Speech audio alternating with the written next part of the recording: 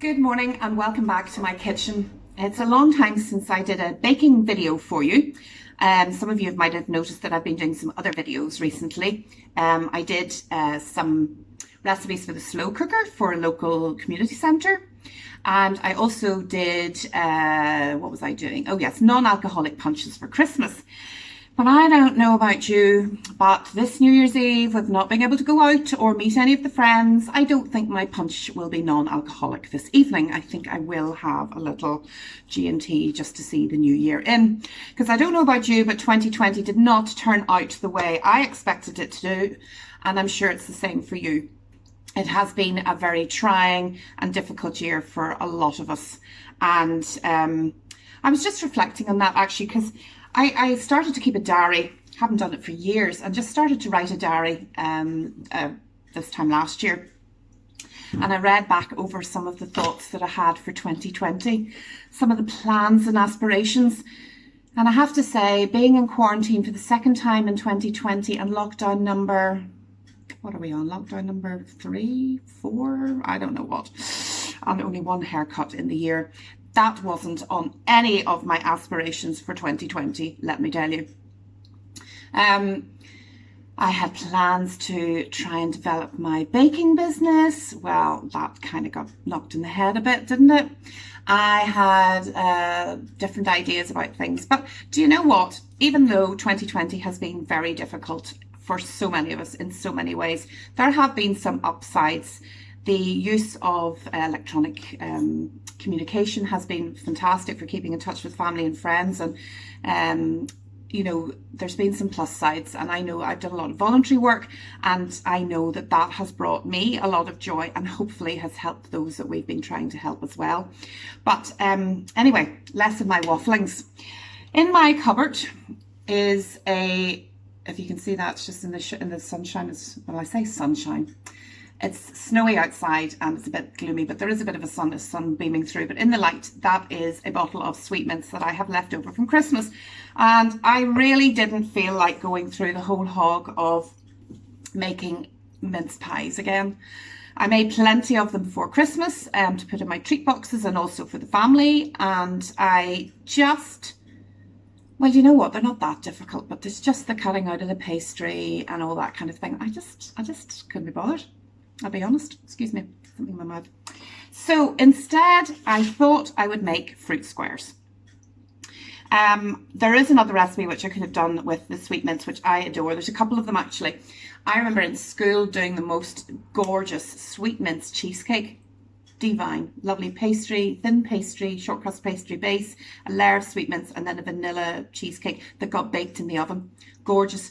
Not sure I've still got the recipe, which tortures me to this day. So if any of you have, and remember way back to the old school home economics classes, and maybe your teacher gave you that one as well. It is gorgeous, and I maybe even try and develop that recipe again because it is worth doing. The other thing I do with a bit of sweetmince is I will mix it into a Victoria sponge mix. 3, 4 spoonfuls of the sweetmince, and then I'll add a little bit more mixed spice maybe into it, and that gives you the flavours of a Christmas cake but in a soft sponge cake. And then I'll make a cinnamon butter icing and just layer up the cake like that. That is gorgeous, but don't feel like we need any more cake in the house either. So what I thought I'd do is just going to make some very straightforward fruit squares. So what you need is a jar of sweetmince. And the other thing is, when does this go out of date? Oh, August 2022. So I could have kept it to next year, but so be it. In my bowl, I've got 300 grams of plain flour, that's 12 ounces. I've got 200 grams of margarine. Now I'm using dairy-free margarine because we're pretty much dairy-free in this household, most of the time anyway. And but you can use stork, you can use butter if you want a richer shortbready flavour to your crumb. And then I'm going to use 100 grams of brown sugar, soft brown sugar, which is 4 ounces of brown sugar. And then I'm just going to rub them in with my fingertips until I get like a breadcrumb consistency. Now, you can do this in your Magimix, you can do it also in your Kenwood beater. Just don't let the mixture go beyond crumb, because very quickly that will become shortbread. This is just basically a recipe for shortbread. but I leave it as a crumb, and then I can press it into the base of my baking tray, and then I love just to have a light crumbly top of the mixture over the top of the sweet mince. So I don't want to let it go beyond that and have to roll it out. Now, some places you would see, maybe in some of the bakeries, they will have a rolled out pastry like top and bottom to a fruit square, but I like mine just to be like a crumble. The soft brown sugar gives a lovely caramelly flavour to the mix, other than, you know, rather than using caster sugar, but caster sugar works just as well. So don't worry about that, just whatever you've got in your cupboard. So as you can see, it's lovely and light. Adding lots of air into it makes it lovely and light. And it's also, you can actually smell the caramel from the brown sugar. It's gorgeous. And as you can see, I'm not bringing it together into a dough. Now, you know, you could press it together and you will see that it comes together very easily and would become a dough very quickly. But so I just want to keep it light like that, and that's the crumb.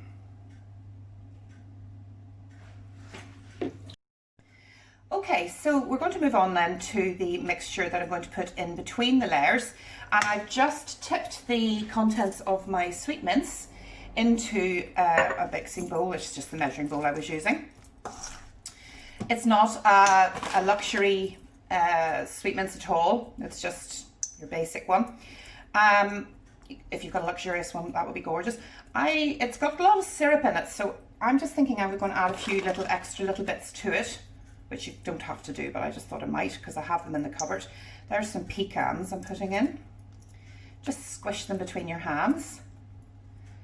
And that's lovely. That'll add a nice little crunch. I'm going to add the zest of a lemon as well. And I'm just thinking, do I have any cherries? Might have some cherries in the cupboard. So let me go and have a look. Have I got any cherries?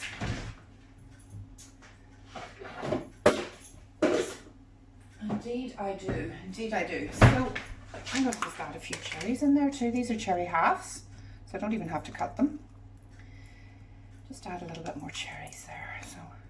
So I'm basically just augmenting the standard, the very basic sweet mince. You don't have to do this, but you know, it is still sort of Christmas, isn't it? And especially as our Christmas is going to last a little bit longer as we're all in lockdown, we might as well still enjoy some of the flavours and the things we associate with Christmas. So there's the zest of a nice lemon, lovely zingy smell. I'm just going to put a good wee bit in it just to flavour up the mixture. Love that, love the zinginess of that. Oh yeah. Now if you don't have one of these rather nifty zesters, which I adore, which gives you like these long strands of lemon, you can just use your grater. But I always tend to lose a bit of my knuckle or my nails to the grater, so I just love that zester. So I'm going to just mix those all up together. So that's got lemon, pecans and cherries in with the general mix, but as I say, none of that needs to go in if you don't have it. I just really playing this morning with my bits and pieces that are left over for my Christmas baking. Then I have got a baking tray. Now this is these are the old size of baking trays. I'm not sure you can get them anymore. Some of you may still have them. I would bake tray bakes in these all the time. All my recipes really measure up to this size of tray bake. But I think the standard ones now are half as big again. So you'd have to multiply up the recipe up a little bit to fit into a bigger tin. But I can give you a recipe for that in the box below, the information box below. But what I'm going to do now is I'm going to put just under half of the mixture of the shortbread mixture onto the bottom of the tray. And I want to just make sure it goes right into the corners. Now I've really greased this tray quite well, and particularly at the sides where the sweet mince is going to touch the tin, because it sticks like glue. As you can imagine, it's full of sugar and it sticks like glue to the sides of your tin. So two tricks are, one, give it a really good grease with some margarine or butter, whatever you're using to make your shortbread mix. And also then, whenever you take it out of the oven, run a knife down the side of the tins the minute it comes out of the oven, and that loosens it up and stops it sticking so dramatically. There have been many a time when it's been more than difficult to get out of the tin and to get it off the tin afterwards. So as you can see, I've just pressed it well down into all the corners. Press it down with your hands, and you've got a lovely layer of shortbread base to your tray bake. And now what I'm going to do is just put all that lovely sweet mince mixture with the lemons, the cherries and the pecans in on top. Lovely. Oh yes, I don't want to miss any of it. It smells really good.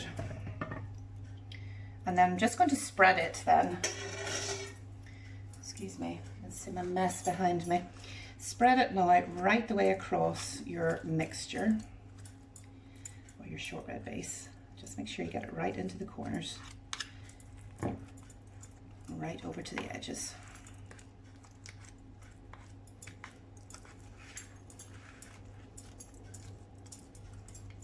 Lovely.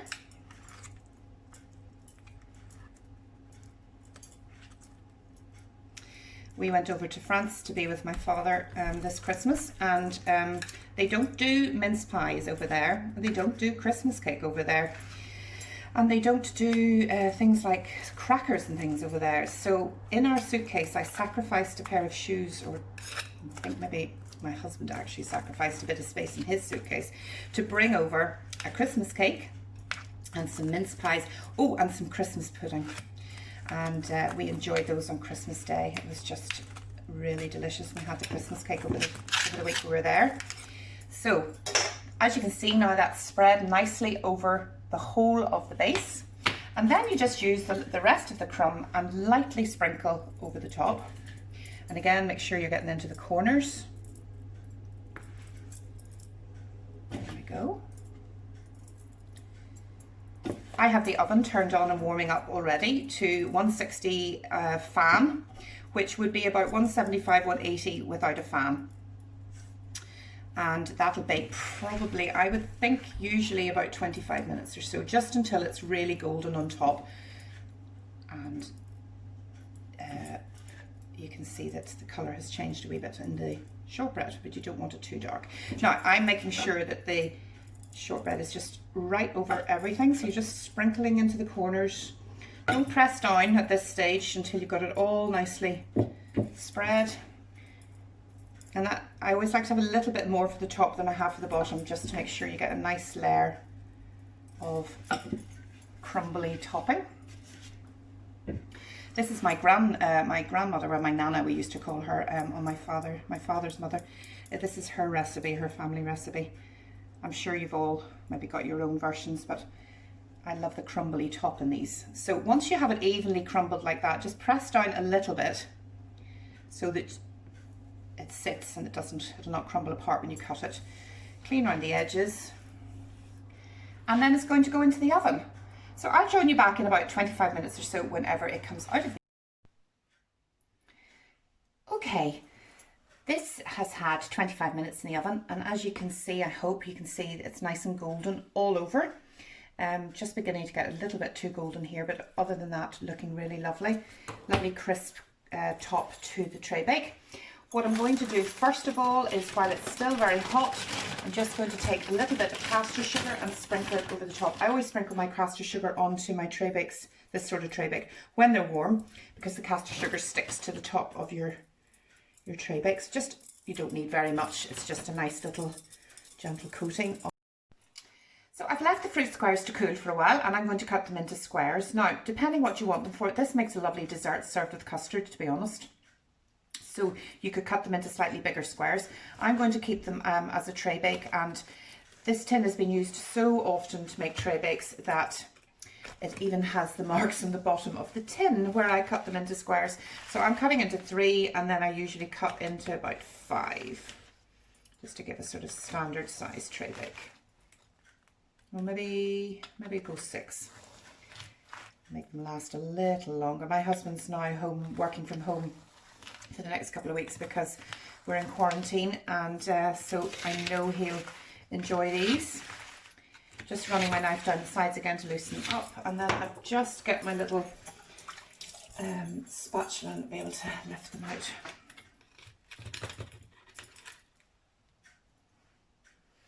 And as you can see, you get the layer of the pastry below and the sweet mince, and then that lovely crumbly topping. And I'm afraid I'm an old school kind of girl. I like to put them into a pastry case, and then I'm just going to put them into my tin. So I should just work away at that for a moment or two. So they smell gorgeous, and I'm going to just try one now and have a cup of coffee, I have to say, as well. But they cut up so well as you can see, you know, they just cut up into squares so easily, and a lot easier than making mince pies, I have to say. And much the same ingredients, but just a different format, and I just think they look fabulous. So I'll let you see this all when I'm finished, but I'm just going to keep cutting and popping into the tin. Well, I have them all cut up and put into my baking tin, and I just find this so satisfying, having my tin full of home-baked tray bakes. So that hopefully will keep us in some sweet treats for, like, say, a few weeks, maybe the week, maybe the weekend, let's be honest. I'm just going to give it a little try. I've just made myself a nice cup of coffee, and I'm going to have a wee bite.